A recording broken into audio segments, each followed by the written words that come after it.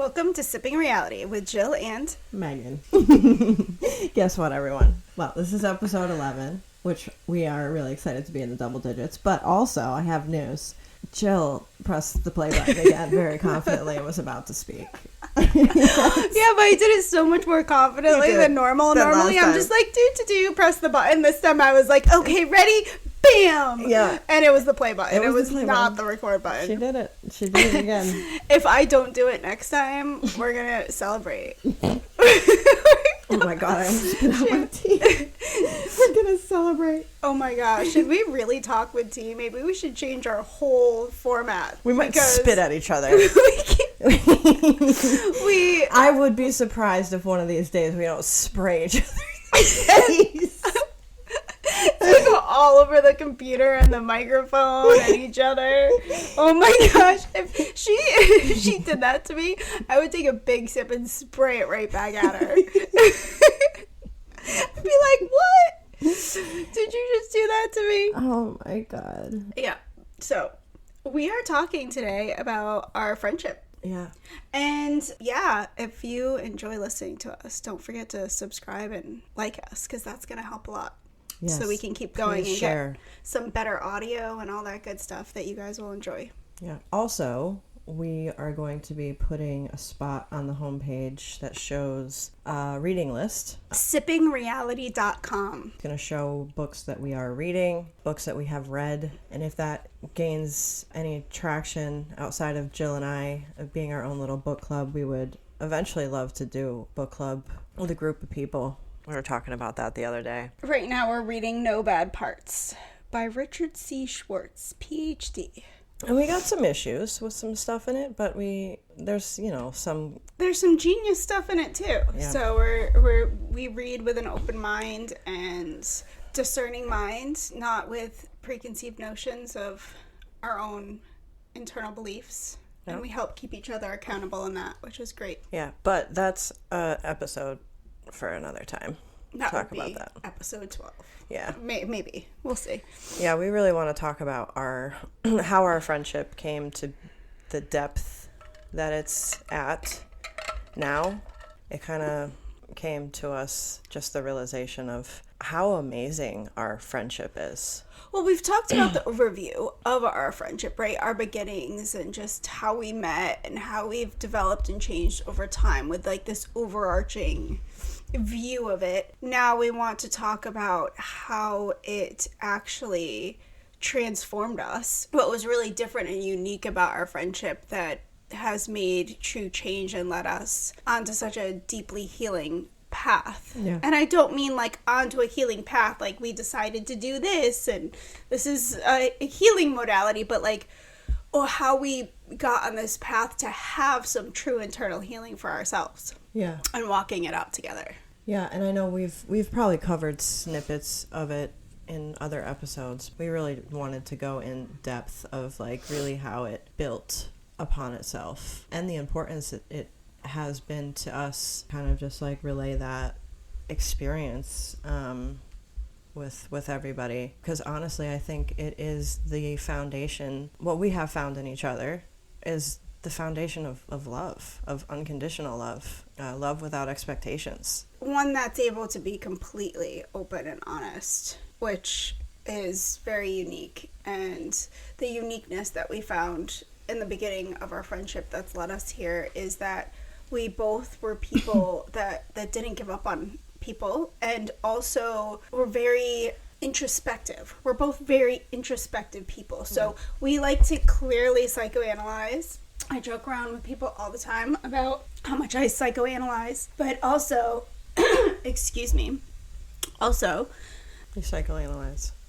So we psychoanalyze, we enjoy discerning, we enjoy talking about all sides of something to come to a decision on what could possibly be the truth of a matter, rather than just making quick assumptions. Although we do that, but we tend to work through those things. Yeah.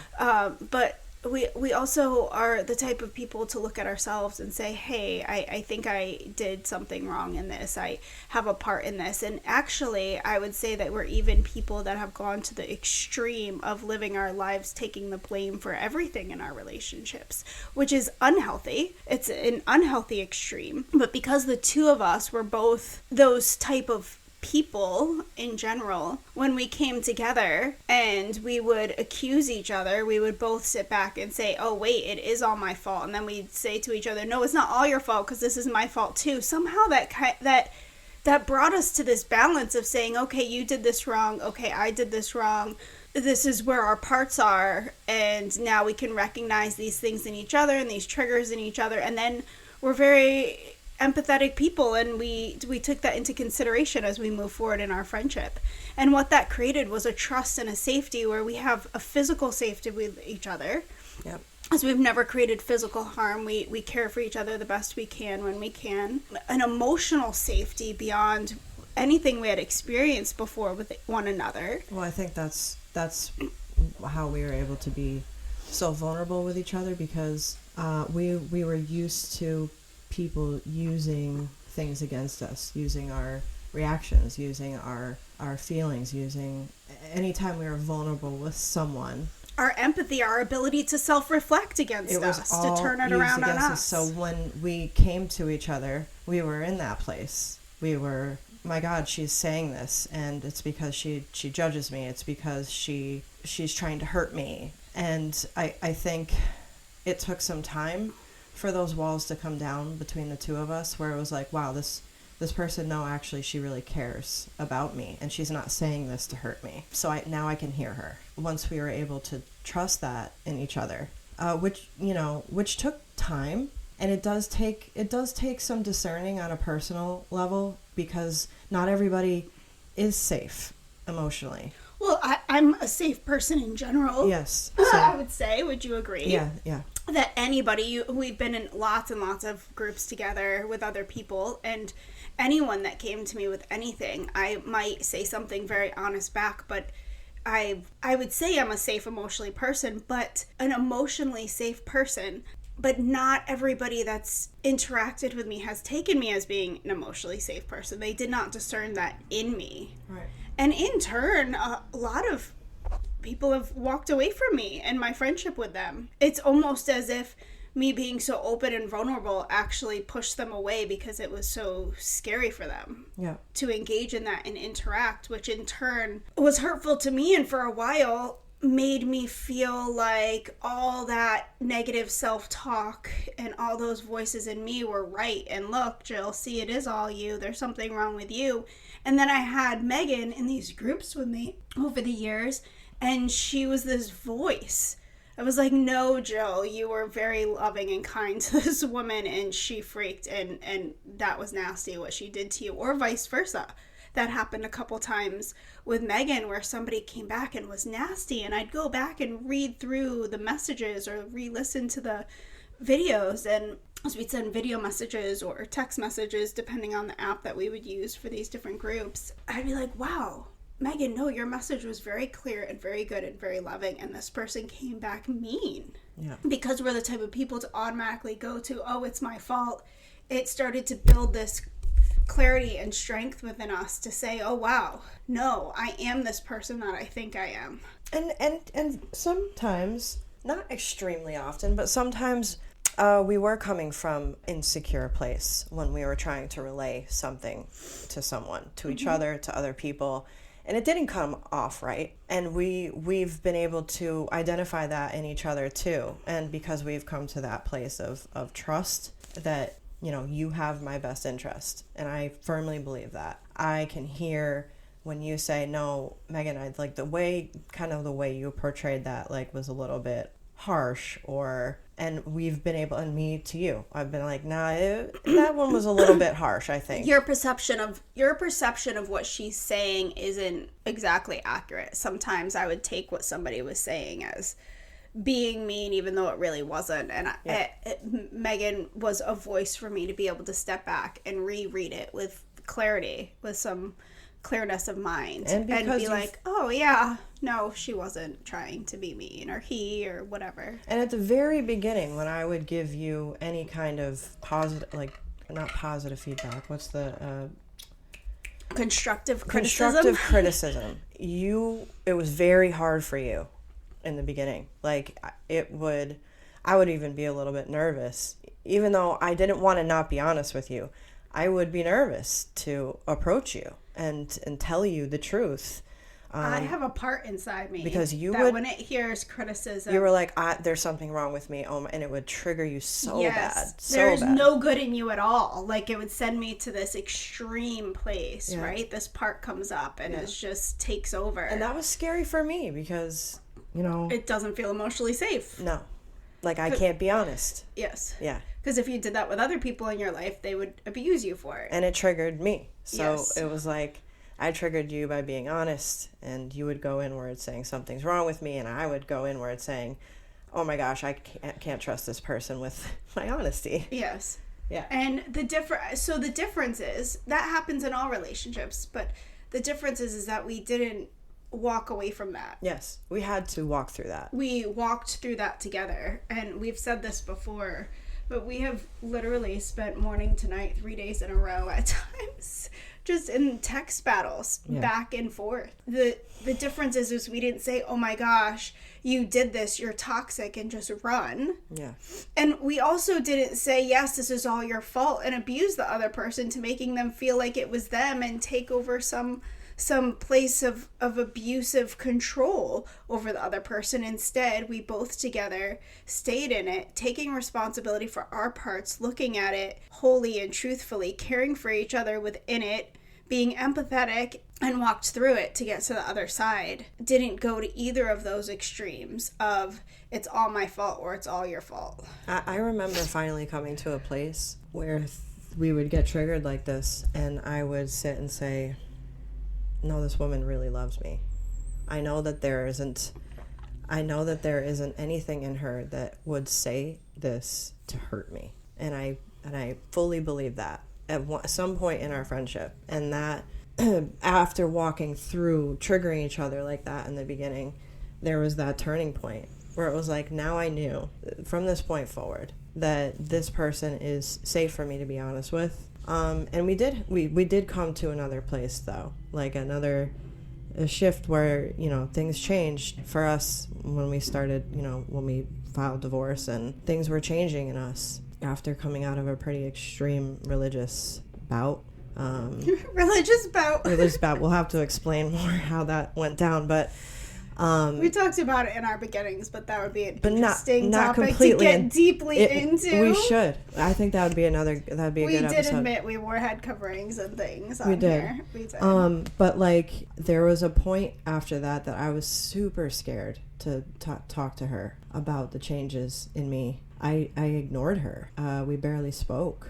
And for like 9 months. Yeah, and then there came a point where I actually how it turned around. I'd actually text her instead of someone else some pretty graphic, spicy details. And she was like, graphic sexual details. She was like, excuse me? Hi, baby.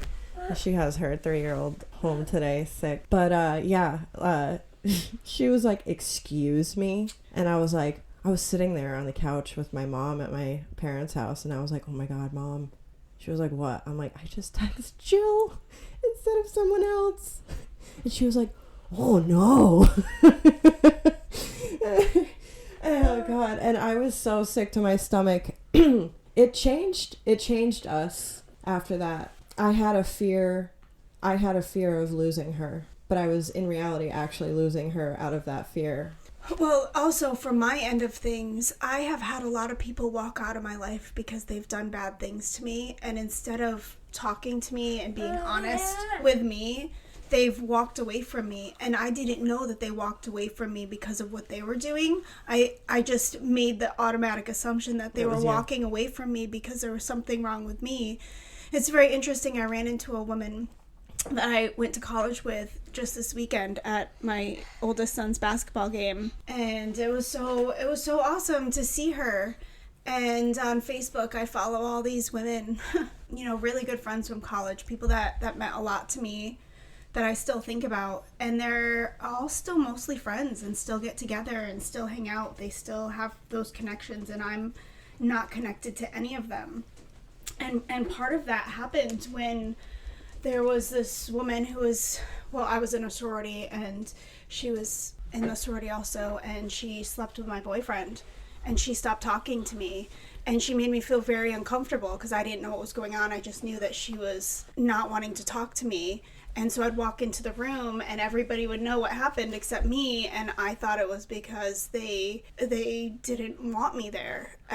I thought it was because of something I did. And I really pushed away from everyone, and I isolated myself my last year, especially my last year of college, just went off on my own because I was so uncomfortable around them, and ended up not maintaining any of those friendships and always missing out on that, just to find out that she had stopped talking to me because she had slept with my boyfriend. Apparently, I assume all the other women knew, and that's why I could feel something in the room. I could feel something, and all I could do was make the assumption that they didn't like me and I was unwanted. And I allowed that to change the course of my life in many ways. That's really sad, because the truth is that I didn't do anything wrong, and there was nothing that had anything to do with me. Yeah. In that. And who you were. Yes. And so within my friendship with Megan, as she has pulled away from me a few times throughout our friendship, I stepped back, allowed her space, and I think that's an important piece too. Yeah. When she was ready to come back, she came back, and I was there with open arms. And then when she explained to me, or I discovered why she wasn't talking to me, it never had to do with me. And I think reconfirming that over time, and that situation in college, and learning that that wasn't me, helped me to start to see that sometimes people appear to not like me, and it has nothing to do with me. Right. Which really also changed me. Yeah, it was super healing for you. Yes. Yeah. It's still sad. It's sad when people pull away from you and there's nothing you can do, and it's something in them. It's not anything you've done. Yes, it's hurtful, but it's also healing and empowering to recognize that it's not always a lack or a fault within me. It might actually be because they love me, which is the saddest thing of all. Like, I can't be with you because I love you. Yeah. It's desperately sad. Like you said, you were losing out on a friendship because of your own fear of losing out on your friendship. Right. And this happens all the time. This is that avoidance that we were talking about, where so many relationships, so many connections. I'm so scared to lose you that I'm going to walk away from you. Or I'm going to sabotage it. Right. So that you'll leave me and I'll never have to face this. I was so scared, but I was losing you in my fear. Yes. And then in all reality, it being honest with you and telling you why and telling you where I was, it created this bond that became unbreakable. I knew at that point there wasn't anything in me that I could show you that would make you run away from me. What's really interesting too is that we started our friendship sharing some things that other people would walk away from us for. Oh yeah. All along there were times where I was like, oh my god, I'm scared. I'm probably going to lose this person, but I'm going to share this part of me. But it still took us being friends for 7 years and this other thing to happen. Right. To we had to keep walking through it together. It's not like we just walked through one situation of this happening and now, okay, we're good, we're friends for life, because our lifetime of fears and issues are so strong. But again, we always found a way to stay in it together and to not walk away. Not to say there isn't times, and I always say this, that we should walk away from people. There are people that can't be introspective. There are people that are not going to look at their own part and not see themselves. Right. And that's a toxicity you can't grow with that you can't grow with. But when you find someone who's willing to look at their part and willing to compromise and talk things out and come to that place and do that work with you, you have found a relationship that you shouldn't walk away from. A platonic or romantic. Yes, it could be friendship, it could be with your family, Could be with your children. It could be this with kind a of love relationship. This kind of relationship, I think, is it's fundamental to any kind of relationship. It is perfection. I'm not saying like, oh, we're so perfect. We've achieved perfection as friends, but I really truly believe that this kind of give and take. It's a truly healthy relationship, I would say. And I think this is the reason why we were able to get divorced,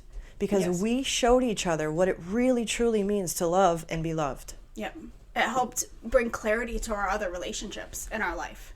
Yeah. And it helped us bring clarity to like, whoa, the give and take that we weren't receiving in other relationships. Like, in our whoa, life. this is what this is supposed to look like. And then we spent years trying to do that with the other person, and it became evident that no matter what we did, the other person wasn't going to do the give and take with us. Right. Because we just focused on ourselves for, 5 years straight? Yeah.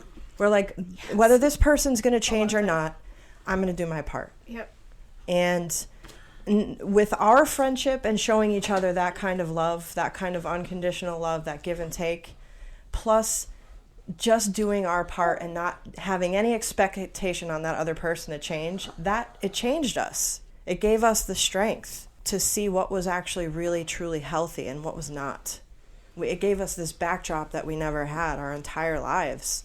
And I think so many more people are capable of this than we realize. I just think that more and more, there's just more and more hurts, and there are more people out there, maybe there's more, maybe there's not, that are incapable of being introspective, that are incapable of growing, that aren't going to. And as we live our lives and interact with these people, it causes this fear in us that continues to grow, and then we so easily walk away from people who are actually emotionally safe.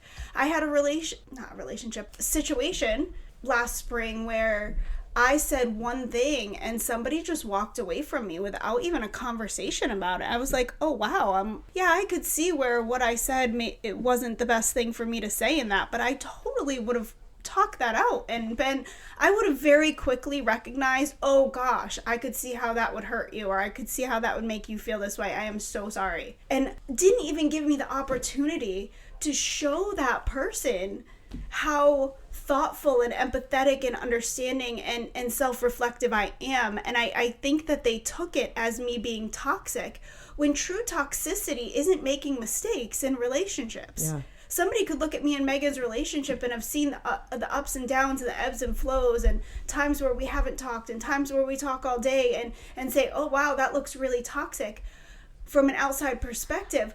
But toxicity isn't making mistakes or being triggered or having feelings. That's not what's toxic. What's toxic is the inability to be self-reflective, deflecting, blaming, and to work through that with somebody with empathy and thoughtfulness. Right. For yourself. Right. And for the other person. I mean, we've had scenarios where we've said the wrong thing, reacted emotionally, and then came to that person and said, please forgive me. I did react emotionally. And then they said, sorry, too bad. Bye. Yes. And I'm like, whoa, like, how do you... We walk away too easily today, and yet we cling to the people that we should cut off. It's very interesting. Yeah, it is. It happens way too often. Or in my experience anyways. I shouldn't speak for everybody's experience, but in my experience, that's been the case. We've been in groups with women where there's been a woman who's not taking any responsibility, and the group stands by them. And one of us have literally been like, oh my gosh, I'm sorry, like apologizing and saying, yeah, I see that I did this and this and this, and you did do this and this and this. And it's just this fear of being that vulnerable, I think, that allows them to, I don't know, I don't want to speak for other people, but that's the way it appears, is that they're pushing away that vulnerability, because it can be extremely scary, especially when you've been emotionally unsafe to do that your entire life. Yeah. I don't know why we were able to do that with each other, what makes us unique, and I know there's others out there that have built the same kind of friendships or marriages or family relationships that me and Megan have. But what allows us to continue to choose that vulnerability despite the fear and the pain? Right.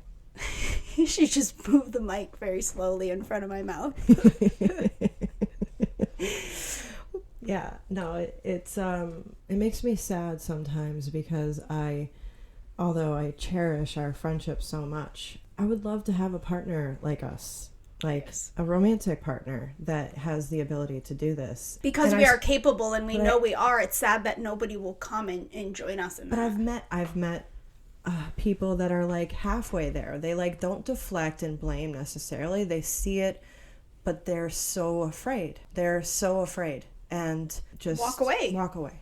And Straight up walk away from us. they like see it, they feel it, they want it, desire it, and crave it, I would even say. And then out of fear, they don't pursue it. And it's really devastating to watch because It's devastating to be the person on the other side of that who gets left time after time after time when you know that other person is good and cares about you and they're leaving you anyways. And you were good to them. and it not to be not humble about myself, but like if there were anybody to be able to build that with, that kind of relationship that we have, that kind of deep bond, where you're utterly safe emotionally and physically with them. There isn't anything inside of you that if you showed me, I would turn from you. Like if there's anyone in this world that you could find to do that and build that with, it's me, you know? And I feel that very deeply. And I would love to be able to impart that. You know those thoughts that you have, those thoughts that come up out of nowhere and they're not who you are. They're just like these thoughts, like an intrusive thought. And you're like, oh my gosh, what the heck? How did I ever think of that? Like really driving through a house. Like, you're just like, I'm just going to gut it and go straight into you see somebody walking down the road and you all of a sudden feel like, oh my God. Whoa, I'm psycho.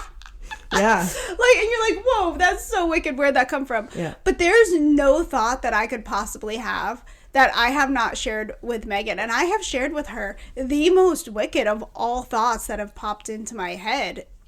Dreams that I've had that are just very you disturbing. would not tell a soul Nobody. that you dreamed that last night. And we can share those things with each other. We've seen all the nooks and crannies in the darkness and love each other all the more for that. It's building, and the thing is that it's created health in us, that we're becoming better people. Actually, it's not that sharing those darknesses with each other have led us to that darkness. They've helped kept us as victims.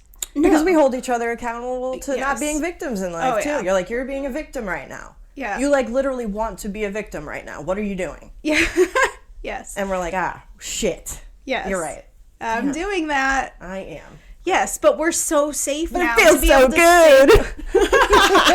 That was a recent conversation we had. Yeah. That's funny. Yeah.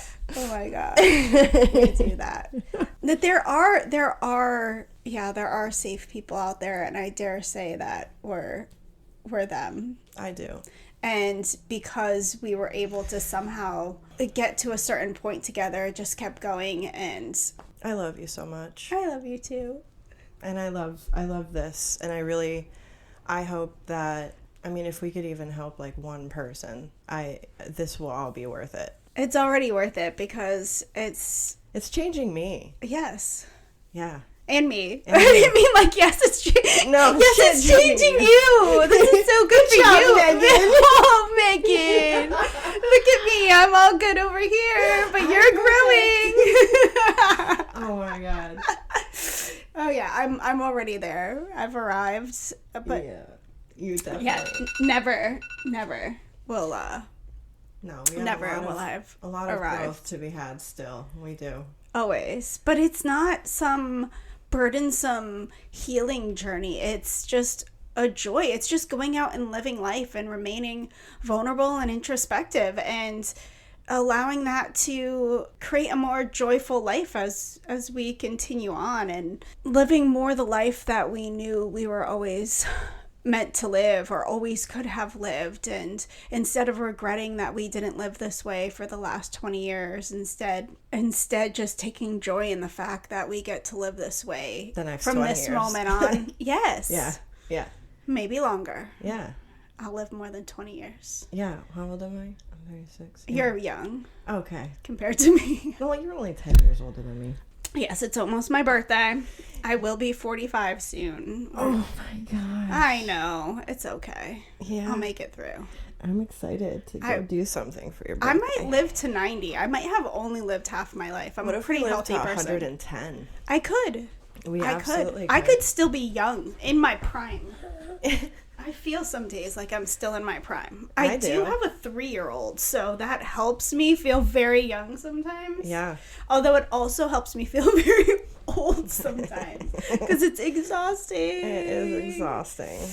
Well, I thank you so much for listening to our journey together today. This is something that's nearest and dearest to our hearts, so we really... Well, I won't speak for Megan, but I just really appreciate that you were able to listen and hear our story. Yeah, well, I'm grateful that we were able to talk today because we weren't sure if we were going to record. I'm really grateful for you guys too. We look forward to our next episode that we want to talk about our book and our reading journey and our findings. We're excited about that too. Thank you all for listening today, and we love you. And please do not forget to subscribe, share, and we'll talk to you soon.